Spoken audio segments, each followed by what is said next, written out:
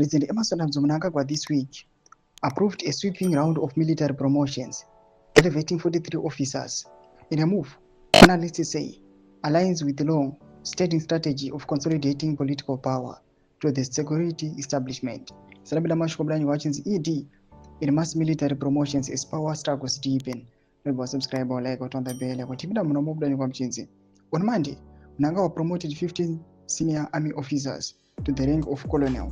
By Thursday, another 28 majors had been elevated to Lieutenant Colonel Josiah Magama Tongogara Barracks in Harare. Since independence in 1980, Mnangagwa has relied on the security sector, particularly the army and intelligence services, to consolidate his political position. As a state security minister in the 1980s, he oversaw the CIO during the Gugura-Hundi era and helped architect ZANU-PF's intelligence-driven dominance. Later, as defense minister and vice president, he deepened relationships with the key commanders, including those who eventually orchestrated the 2017 military coup that propelled him to the presidency. Since taking power, Mnangagwa has consistently used strategic promotions, killings, retirements, reassignments, and diplomatic postings to maintain leverage over the military.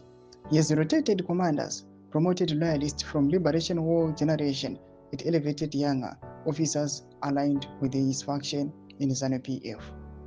Promotions of this scale are therefore viewed not merely as routine administrative decisions, but as part of Mnangagwa's broader effort to secure loyalty ahead of intensifying succession battles.